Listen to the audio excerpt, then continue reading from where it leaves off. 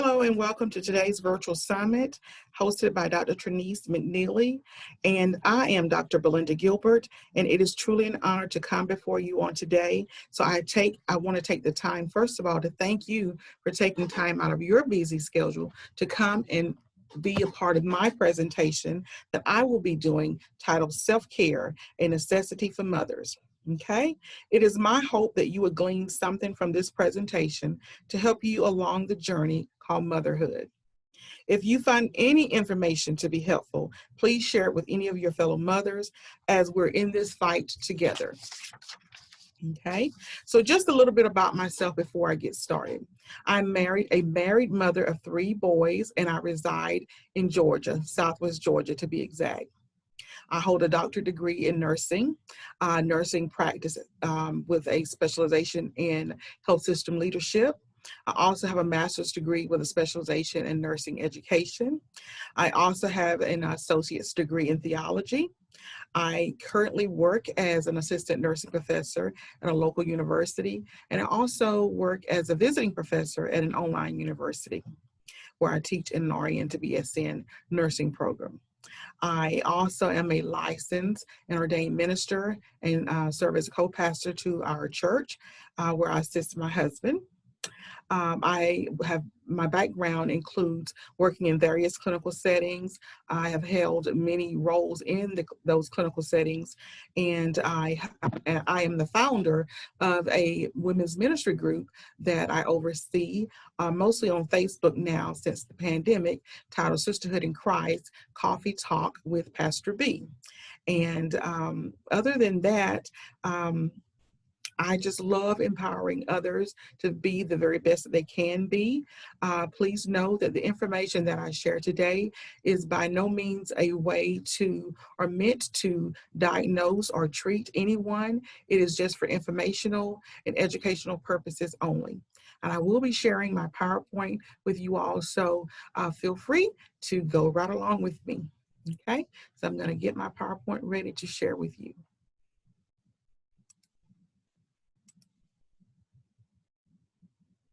Bear with me.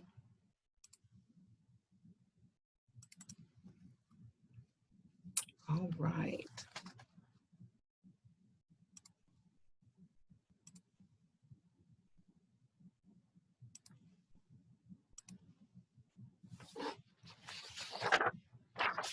Okay, so again, the title of my specific presentation is Self-Care, a Necessity for Mothers. The objectives are listed here, but I will read them. They're listed here in the form of a question, but I will read the specific objectives that I will hope to share with you all today. By the end of this presentation, you will be able to define self-care, list at least one reason why mothers neglect self-care, understand the dangers or negative consequences of neglecting self-care activities, understand the benefits of self-care activities, list at least 3 self-care activities, be familiar with the myths associated with engaging in self-care activities. So, what is self-care? This term, when I was looking for a definition, it was very broad, and so I settled for one that was just rather simple and straight to the point, that says self-care is the practice of taking action to preserve or improve one's own health. Okay, and I remember reading a quote that really stuck with me, and it said, and I paraphrase to make this more personal to me, and it says self-care is when I give the world the best of me instead of the rest of me. And that is what we need to make sure that we're doing. We're giving our families the very best of us instead of what's left of us, the scraps and the crumbs that's left. My family, your family, they both deserve more than the shattered pieces or the overworked and overwhelmed version of both me and you. During the past year, we have all faced uncertain times due to the COVID pandemic. We all know someone that has been affected or was personally affected by COVID. It is essential as women and as mothers that we practice self-care. We must do everything that is within our power to be in the very best health. As we continue into this year, let us make a very personal declaration that we will fully engage in being the very best version of ourselves by taking better care of ourselves. As busy mothers, we wear so many hats and find the balancing act very difficult at times. It is fundamentally important that we be transparent and real with ourselves as women and as mothers. The duties of a mother are long and never ending. Why do mothers neglect themselves? Family responsibilities, work obligations, children's extracurricular activities, the duties, as I said earlier, they're never ending. Some of the duties include we're working professionals. I'm a registered nurse. I have a lot of things on my plate. I'm a wife. Some of us, we have part of our duties include cooking, cleaning. We serve as the maid, the housekeeper. We serve as the chauffeur, trying to get the kids to different activities that they're engaged in. Depending on the age of your children, you may be the one that's trying to resolve conflict within the home. You serve as the teacher for the children in the home, and especially since the pandemic has come, a lot of parents are having to the children are having to do education virtually. So they're having to really take on that role of being the teacher and working at the same time. They're considered the nurse because they're having to tend to the little boo-boos of their little ones when they have little aches and scrapes and different things going on. And of course, the list goes on and on and on. Those are just a few that I thought to mention that I know that were part of my life and continue to be a part of my life. The work of a mother is 24 hours a day, 7 days a week, 365 days a year. The duties of a mother truly never ends. And because of the many duties, many mothers often neglect themselves so that they can tend to their family, the needs of their families. The duties of mothers, yes, can be very rewarding. One of the best times, very special times and moments in my life was bringing my boys into this world. I was very excited. It's just wonderful to know that you have brought life into this world, someone that is going to love you unconditionally, someone that you're going to love unconditionally. However truthful it can be, and it has been for me, overwhelming and quite exhausting at times. Time is such a precious commodity that we cannot get back. And as busy moms, we value every hour of our busy day. So let's be real. We're all busy adding more to our to-do list rather than checking things off of that list on most days. Why is that? Because our calendar is interwoven or intertwined with several other important calendars that belong to our children, our spouse, our work obligations, and social events that we have to attend. That is just part of being a busy mom. We're dedicated, we're loving, we're supportive. That is what we are as mothers. And when we think about our priorities and setting aside time for self-care, is pretty close to the bottom of the list of priorities. Acknowledging this does not necessarily mean that we don't love our families or that we love them less. I get it. I truly do. I understand it because, again, as I stated before, I am the mother of 3 boys. I had a professional career. I still work as a nurse. I have tons of responsibilities and obligations. I work 2 jobs. So you're probably saying right now, or trying to figure out how to balance this with that. You may even be saying, I just do not have enough time for myself right now.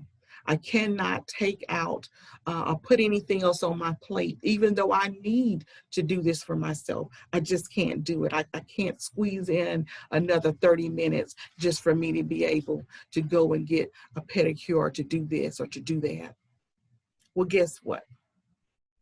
Studies show that when you do not engage or indulge in self-care activities, you could be doing more harm to your body than good.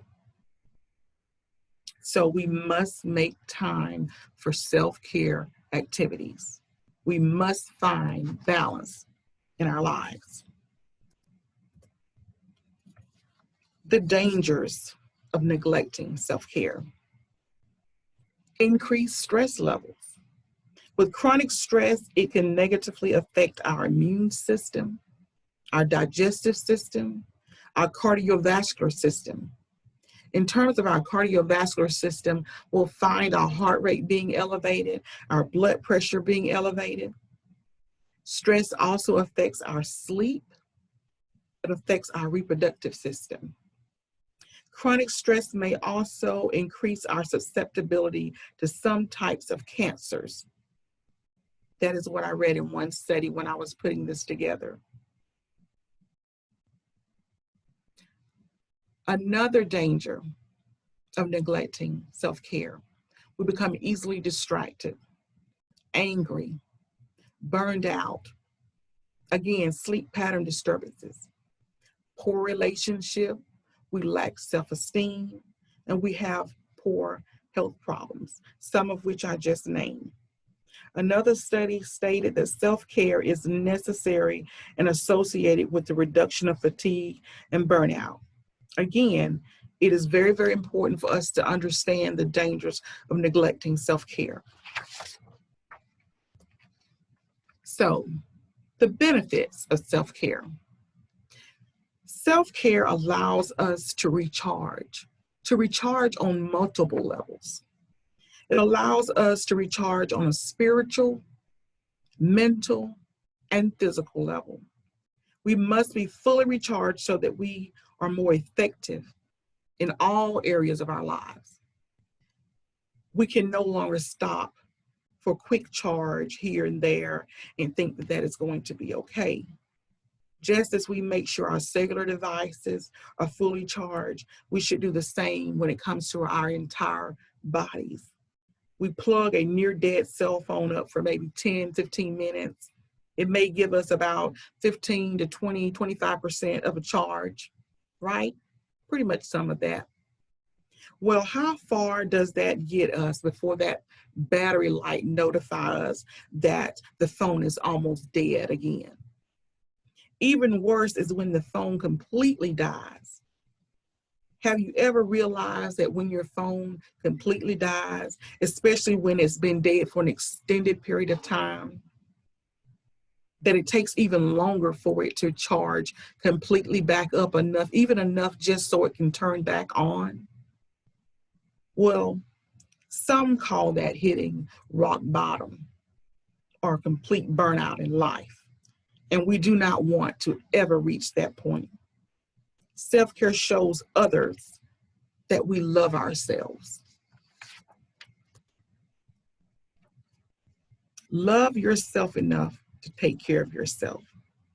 So whether we carve out a few minutes or a whole entire day, listed here are some great ideas to help get us started in the process of engaging in self-care. These are just a few. There are plenty others, but these are just some that I regularly participate in. Exercise. We know that studies say that we should exercise at least 30 minutes a few times a week. 30 minutes each day, a few times a week. Healthy eating. Studies recommend that we practice self-care by engaging in exercise, proper nutrition, and demonstrating work-life balance. Okay? Watching a movie. There's nothing quite like finding a good movie, a good chick flick, so they say. Curling up in your bed or your recliner with your blanket and something to drink and just relaxing to watch a movie. We all have a favorite movie. I still love Steel Magnolias. I still love Thelma and Louise. Movies that just kind of draws you in and have you laughing and crying, and you just love it, love it, love it, that you just want to watch it again. Reading a good book. If you don't have time to necessarily crack the book open and break the spine of a book like I used to, a friend of mine introduced me to Audible. That's another great option. Okay, you can read on the go. Enjoying a cup of coffee. I'm a coffee type of girl. I do like hot tea as well, but I'm definitely a coffee type of girl. Sometimes you just want to get up before everybody else and you just want to have you some quiet time to yourself to maybe meditate and enjoy your cup of coffee. Savor that cup of coffee. Take breaks. Even if you're in your office and you're working, it's nothing wrong with just taking a moment to push away from everything that you're doing and just say, I'm going to take a moment to just take some deep breaths, some calm, relaxing breaths. Get away from whatever it is you're doing, whether you need to go and take a walk around the building, a walk up and down the hall. Just take a break from whatever you're doing. Learn to say no. Now, this is one I had a hard time with. I'm one of those people that like to help others. And I used to say yes, yes, yes, yes, even though my stack was piling up higher and higher and higher. But somewhere along the way, I learned to embrace the word no. And I learned to say it so gracefully. So what we need to know that we need to know when to say yes, and we need to know when to say no, because we'll find ourselves overwhelmed with a bunch of tasks that mean us no good. And then we'll become less effective in getting anything done. And it does us no good to be doing half of a job with 20 tasks. I'd rather do one or two things, giving it my all, than to be trying to dip in a lot of different pots and only giving it 10% here, 10% there. So learn to say no, thank you. Okay? Say it sweet so no one will get upset. No, but thank you for asking or offering that job or whatever it is to me. And just shake your head while you're saying it. Get adequate sleep and take naps. A lot of times at the professional, you work long hours, you get up early in the morning. So it's important for you to get maybe 7 to 8 hours of sleep. I know for me, I'm more productive when I get 7 or 8 hours of sleep at night, restful sleep at night. And in order for me to get restful sleep at night, I have to set the tone for going to bed, meaning turning off cellular devices, maybe just turning off everything, turning the light off, turning the TV off, staying away from things that are stimulant, like that's going to keep me stimulated, setting the environment to be conducive for me to fall asleep. So it's one thing to go to sleep, but it's another thing to get that restful sleep. And then if you work Monday through Friday or whenever you're off, maybe you want to sleep in a little bit. Enjoy that, indulge in that. Maybe you work and or you get up every morning and you do what you need to do and you find yourself a little tired and just need a little nap. Go ahead and take that nap. There's nothing wrong with it. You'll wake up feeling so refreshed. Another thing that I love to do is listen to my favorite music. Whatever your favorite music is, turn it up loud as you want in your house and walk around the house singing as loud as you want. Now, bear in mind, you're probably going to need to be home by yourself when you're doing this, okay? Journaling. Journaling allows you to write down any feelings you may have so you can get things off of your chest. Whether you journal in a book, whether you create some type of journal in your cell phone, journal. That's another great one. I highly recommend that one as well. Another thing is learning to enjoy taking a long hot shower and soaking in a bubble bath. Okay? Long showers and hot bubble baths. Using a diffuser are candles.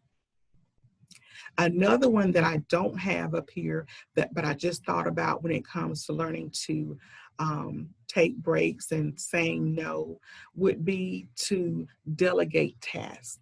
As mothers, we feel like things are not done correctly or properly unless we have personally done them ourselves, or we have supervised them being done. Well, it's time for us to relinquish some of those tasks and duties. And when we do this, it frees us up a whole lot. Okay, as long as the trash is taken out, it doesn't really matter who did it. It doesn't matter who vacuumed or washed the dishes, just as long as it's done. Okay.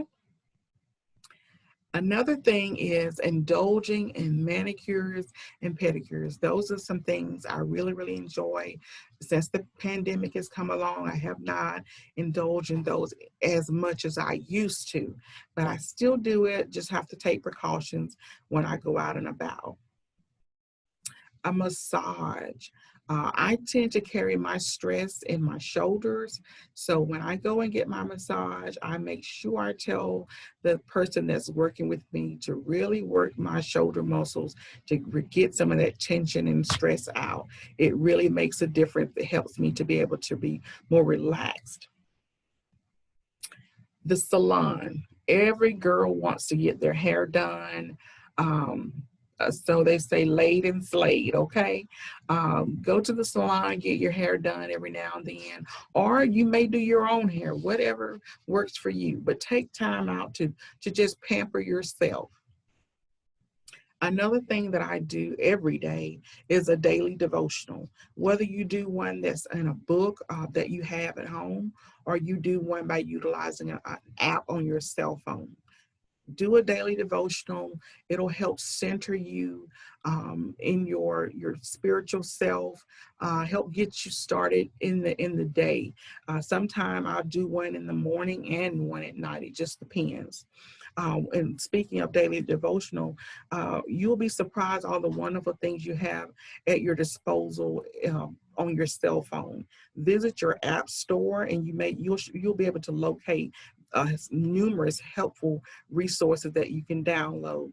A few apps that I have on my phone that I find very helpful is the YouVersion Bible app, another app called Calm, and then Sandelo. Okay, Sandelo, Calm, and the YouVersion Bible app. Those are just three that I use. I'm not necessarily promoting anything, but those are just some that I use on my cellular device. All right. So, myths. Some may say that engaging in self-care activities are selfish. I say self-care allows you to be the very best you possible. You cannot pour from an empty cup. Some may say you are a bad mother for having fun. Mothers are strong. They know how to hold their families together. They are the glue that makes things stick and deserve to have fun too. That is what I say. Some may say you can rarely partake in self-care activities, but this is what I say. Self-care is not something that should just be set aside for once in a while, or once a year, or just when your birthday, or just when Valentine's Day comes. Self-care activities are some things or things that you should partake in that should be ongoing to help you refuel and be refreshed. We should make self-care activities a priority. We should value our time because we deserve it. Some may say participating in self-care activities will take too much time and money. But I say self-care activities does not require much time, effort, or money. For example, it does not require or cost that much to soak in a bubble bath with a few scented candles. You probably already have bubble bath at your home. You already probably have candles at your home. It doesn't cost or take much to give yourself a facial with products you already probably have at home. It only costs a few bucks to go and purchase yourself a mask. I love the ones that sell at Sally's and Ulta. They only cost a couple dollars. And if you look up on a coupon, you're really rewarding yourself. And it doesn't take much to just enjoy a cup of your favorite hot coffee or hot tea with a good book. Okay? The goal, ladies, is to invest in yourself, create a space just for you, and to let your hair down.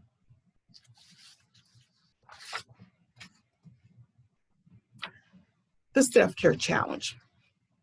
So now that we have discussed what is self-care, why do mothers neglect self-care, the dangers of neglecting self-care, the benefits of self-care, the self-care activities, and we have just talked about the self-care myths.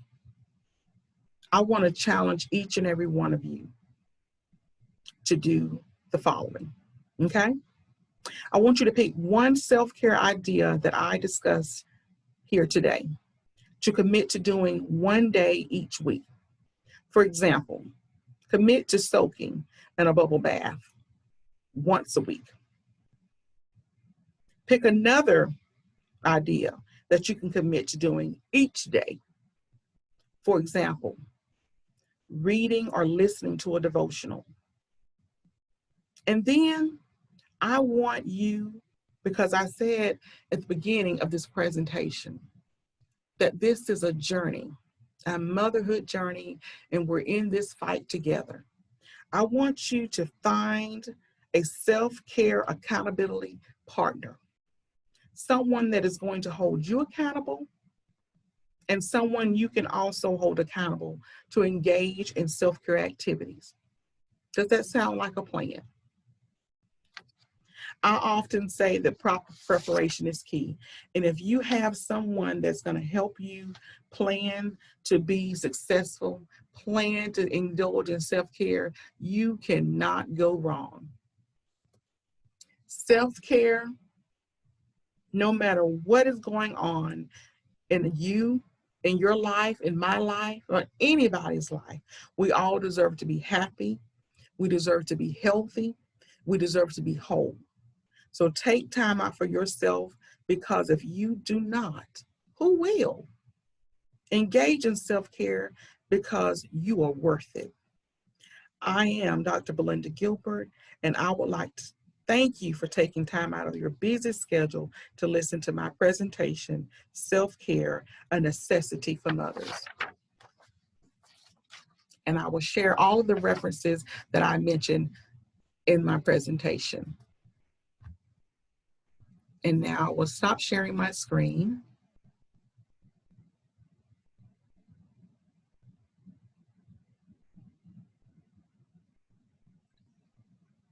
Again, thank you for joining me today.